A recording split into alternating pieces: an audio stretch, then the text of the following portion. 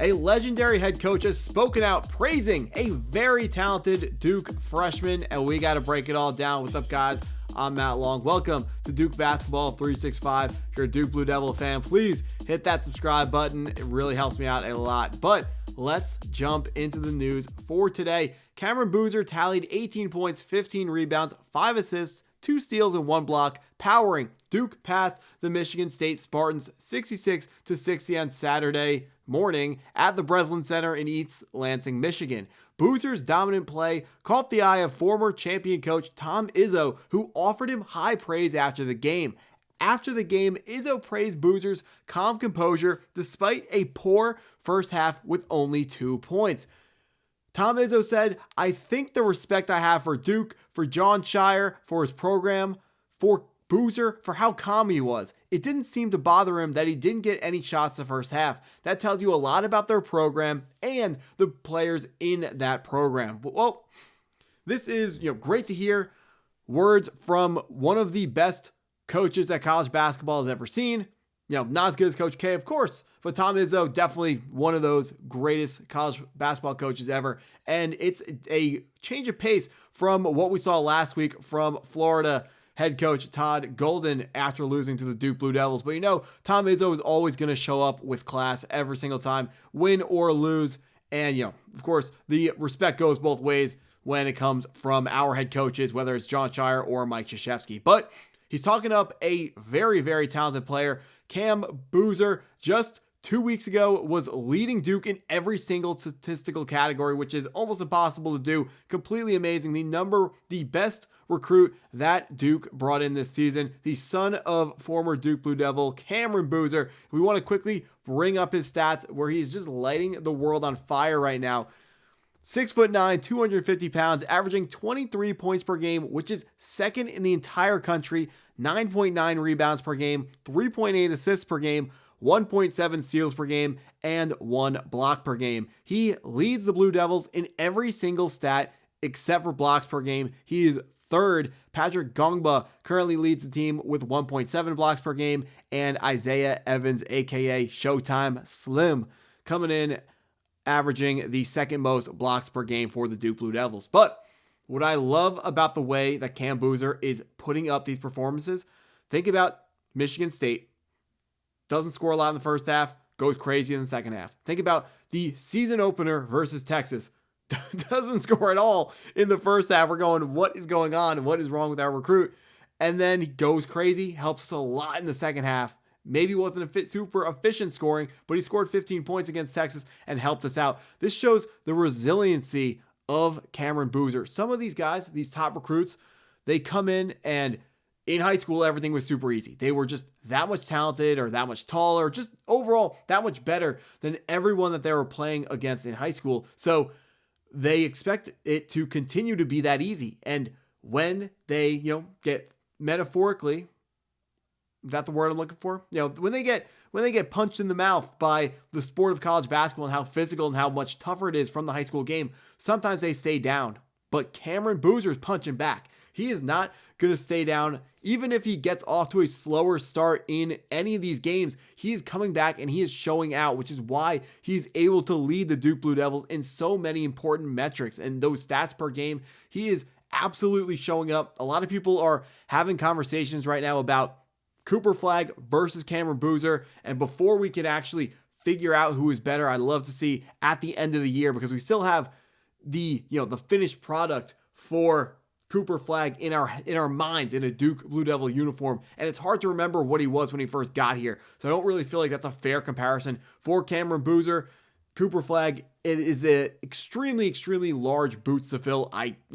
Right now, I think, even though Cameron Boozer's stats are certainly more impressive than Cooper Flagg's, but Cooper Flagg was better because, Cooper Flagg did whatever it took to win and didn't really, I'm not saying Cameron Boozer stat pads, but he didn't stat pad, and he did what was enough to win, and then he got out of the game. Duke, so far this season, we've played a couple of close games against Arkansas, against Michigan State, against Florida, where we've needed to play our starters the entire way through, and Kansas as well. So that's another reason why Boozer's stats are phenomenal. But hey, Boozer, is developing quickly, and he may as well be better than Cooper Flagg when it's all said and done, and be a back-to-back first overall pick in the NBA draft coming out of Duke. But last game, I love the resiliency that, talked about Cameron Boozer's resiliency early in the video, but not just Cam Boozer, this entire team.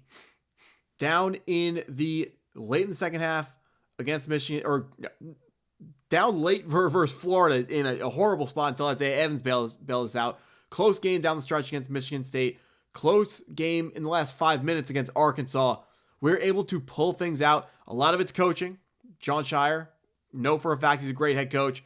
Hasn't been to the finals yet. We've been to 2 Final Fours. Haven't been able to get to the national championship game yet, but we know Jon Scheyer is a great head coach, and we are going to get the advantage of great coaching when it comes to the end of these games. But it's perfect that we're seeing that we are not going to be wilting, and right now, 10-0, that is the best start to a season since I believe it was the Zion, RJ Barrett, Trey Jones, Joey Baker, and Cam Reddish year, where we started out 11-0. Would love to see how far we can take this unbeaten streak. Currently, after Purdue got blown out while we were playing in East Lansing, Purdue was at the same time getting blown out on their own court versus Iowa State. That's crazy to see, but how do we keep this winning streak going? Here are the next couple games. On Tuesday at 6, we were playing against Lipscomb. Should be a, you don't want to look over anybody, but that should be a win. Then it's going to be versus number 16 ranked Texas Tech, featuring JT Toppin, one of the favorites for the Wooden Award. That should be a really, really fun matchup. Going to be a Saturday night game just before Christmas. That should be an awesome game. And then that is going to be what we have before we are heading into our ACC schedule. Georgia Tech, Florida State, both unranked, but the third game in our ACC schedule is going to be against currently number 11 ranked Louisville. They just lost. They were ranked 6th overall, or 6th in the rankings, and then they just lost one of their games last week. But the schedule has been very, very challenging so far, which is why that 11-0 record of the Duke Blue Devils is very, very legitimate. We are Kansas. No Darren Peterson, I know, and their other guy, who I'm blanking on his name right now, got into foul trouble. Arkansas, great head coach, ranked team. That's another really good win.